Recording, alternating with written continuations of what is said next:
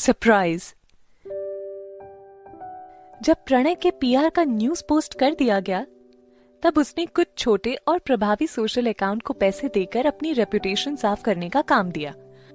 अगले 3 दिनों तक उसने हर एक तरीके को अपनाया जिससे कि वो यूसुफा की प्रोफेशनल इमेज को फिर से लोगों के सामने बेहतर कर सके। एक बार फिर से उसने टीना के ऊपर ब्लेम डालना शुरू कर दिया था। लेकिन इस तरह की बातें कुछ दिन चलने के बाद ही पब्लिक इससे बोर होने लगती थी।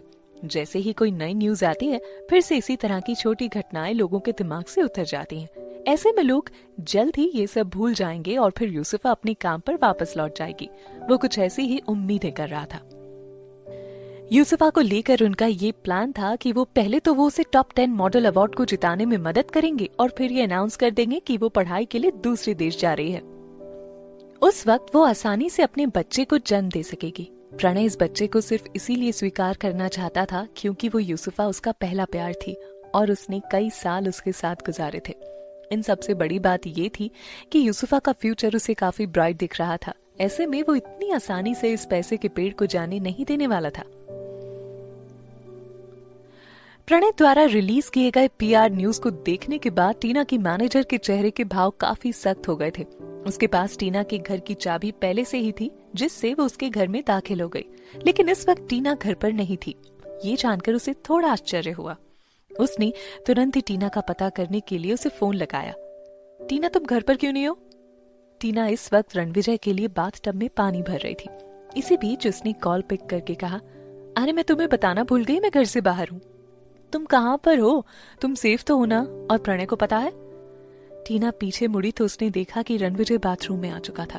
वो रितिका को इस बारे में एक्सप्लेन करने ही वाली थी, लेकिन रणविजय को ये नहीं पता था कि वो फोन पर है, इसीलिए उसने बीच में ही बोल दिया, तुमने मेड से क्यों नहीं कहा वो भर देती बाथटब?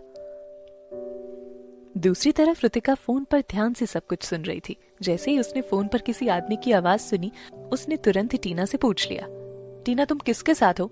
क्या तुम प्रणय को हर्ट करने के लिए किसी और के साथ रिलेशन में आ गए हो? मुझे पता है कि फिर से उठती हुई एक मॉडल के लिए ऐसी मदद का हाथ कौन बढ़ाएगा। तुम वाकई में मुझे परेशान कर रही हो। मुझे पहले ही शक हो रहा था, कोई तो है जो कि तुम्हारी मदद कर रहा है। कहाँ हो तुम? मैं तुम्हें आकर ढूंढ लूंगी। तुम्हें इतना नीचे गिरने की कोई जरूरत नहीं है। कहाँ हो तुम? मुझे बताओ। टीना को नहीं पता था कि क्या करना है। उसने फोन के माइक पर हाथ रखकर रणविजय की तरफ देखते हुए उसके लिए पूछा, मेरे घर बदलने की वजह से मेरी मैनेजर को थोड़ी गलतफहमी हो गई है, इसलिए मुझे उसे सब कुछ एक्सप्लेन करने के लिए थोड़ा बाहर जाना होगा। क्या तुम उस पर भरोसा करती हो? वास्तव में रणविजय ने पहले से ही रितिका के पीछे अपने आदमी लगा रखे थे। उसके पास रितिका की सारी जानकारी थी। वो काफी प्रोफेशनल और अच्छी मैनेजर थी। इसके साथ ही उसका दिमाग साधारण था और वो टीना के लिए काफी ईमानदार और हमेशा उसके साथ खड़ी रहने वाली थी। ओह, तब इसे यहाँ पर बुला लो। टीना ने इस बारे में काफी ध्यान से विचार किया। उसे समझ आ गया था कि रणविजय का मतलब क्या है और उसे उसके फैसले पर पूरा भरोसा था। अब वो पहले वाली टीना नहीं थी जो कि किसी को भी अपनी आंखों के आगे कोई गेम खेलने दे सकती थी। इसीलिए उसने रितिका से कहा कि मैं किसी को पुराने घर पर तुम्हें पिक करने के लिए भेज रही हूँ। रितिका ने निराशा से भरा एक्सप्रेशन देते हुए गहरी सांस खींची। टीना ने मुस्कुराते हुए फोन रख दिया। उसने फोन नीचे रखा और रणविजय की तरफ घूमते हुए कहा, मैंने पानी भर दिया है, क्या तुम अब खुद से नहा लोगे? रणविजय ने अपनी एक आंख की आईब्रो उठाते हुए शर्ट के बटन खोलने शुरू कर दिए। उसके कंधे की सुडौल हड्डियां नजर आनी शुरू हो गई थी। हमारे घर पर एक मेहमान आने वाला है और घर की मालकिन को उसके आगे जरूर प्रेजेंट होना चाहिए, और सबसे बड़ी बात यह है कि मैं तुम्हारे साथ ही नहाना चाहता हूँ। टीना के चेहरे पर हंसी आ गई, लेकिन इस बार वो शर्मा नहीं रही थी। रितिका काफी ज्यादा फ्रस्ट्रेटेड हो चुकी थी। उसे टीना द्वारा प्रणय को लेकर इतना नाउम्मीद होना ठीक नहीं लग रहा था। खास तौर पर उसे इस बात पर यकीन ही नहीं हो रहा था कि टीना ने खुद को किसी आदमी को दे दिया है, जबकि उसे पता है कि इस एंटरटेनमेंट इंडस्ट्री में कहीं भी सच्चा प्यार नहीं है। इस इंडस्ट्री के अधिकतर लोग बस एक रात के मजे में ही यकीन करते हैं। अगले ही दिन वो ऐसे पेश आते हैं जैसे कि वो तुम्हें जानते ही ना हो। वो इतनी बेवकूफ कैसे हो सकती है? उसने इतना गलत फैसला कैसे ले लिया? रितिका घबराहट के साथ घर के अंदर बाहर चक्कर लगा रही थी। थोड़ी देर में रणविजय का आदमी वहां पर पहुंच गया। उसने जैसे ही रितिका को देखा और वो बोला, अगर तुम टीना मैम से मिलना चाहती हो तो मेरे साथ आओ। रितिका रणविजय को अच्छे से जानती थी, लेकिन वो इस शख्स को नहीं पहचान सकी, इसीलिए वो उससे ज्यादा घुल मिल नहीं रही थी। उसने अपना एक पैर उठाकर उसे मारते हुए कहा, अगर मेरी टीना के साथ कुछ हुआ ना तो मैं तुम्हें और तुम्हारे बॉस दोनों की टांगे तोड़ दूंगी। अचानक से रितिका के लात मारने से अपने बिगड़े बालों को संवारते हुए और दर्द से चीखते हुए उसने कहा, अभी इस बारे में बात नहीं करते हैं कि कौन किसकी टांग तोड़ेगा, पहले तुम मेरे साथ चलो। रितिका ने एक लंबी सांस खींची और फिर वो उस आदमी को घूरते हुए जाकर गाड़ी में बैठ गई। पूरे रास्ते रितिका उस आदमी से तरह तरह के सवाल करके उसको बोर किए जाने की कोशिश करती रही, यहाँ तक कि उसने टीना के फैमिली बैकग्राउंड के बारे में भी उसे सब कुछ कह डाला। आखिरी में जैसे ही कार बंगले के करीब पहुंची, रितिका के आश्चर्य का ठिकाना नहीं था। लॉर्ड रेजेंसी, इस पूरे शहर का सबसे आलीशान घर। इस इलाके में कुल 30 ही घर हैं और यहाँ रहने वाले सभी एक से बढ़कर एक पैसे वाले और पॉपुलर लोग हैं। इस एरिया में रहने वाले किसी भी व्यक्ति के बारे में सुनकर हर व्यक्ति आश्चर्य में पड़ जाता है। वो आखिर तुम्हारा बॉस कौन है? रितिका ने आश्चर्य में पड़ते हुए पूछा।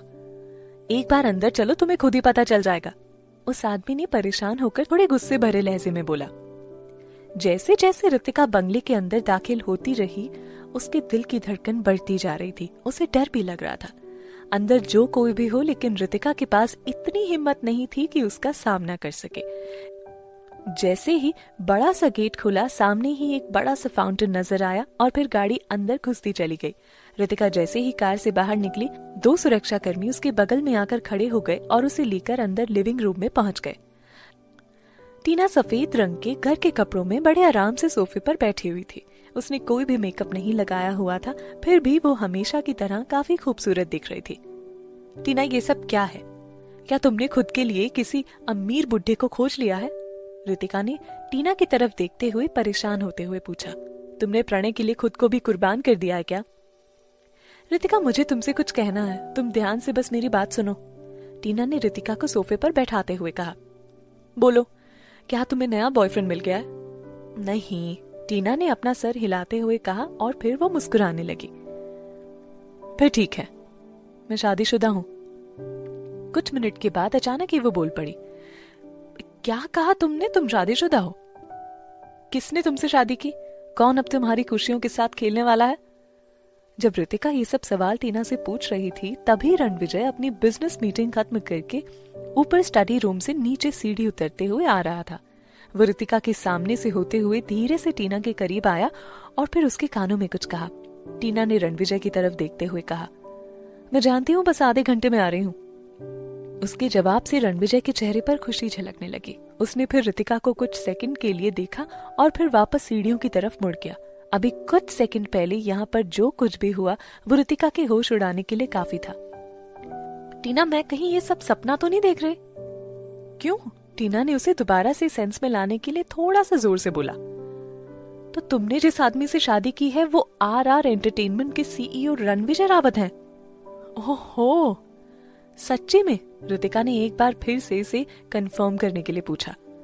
तुम देख नहीं रही हो, यही वो हैं मेरे नए पति, टीना ने सीरियस होते हुए कहा। उसका उत्तर सुनने के बाद रितिका बहुत ज्यादा खुशी से बहुत ज्यादा गम की स्थिति में चली गई। इस बात में कोई आश्चर्य नहीं है कि तुम्हारा आर्टिकल टॉप रैंकिंग पर क्यों था। प्रणय गुलाटी ने इतने पैसे लगाकर इसे हटाने की कोशिश की, लेकिन वो ऐसा नहीं कर सका। टीना, सच में ये बहुत बड़ा सरप्राइज था।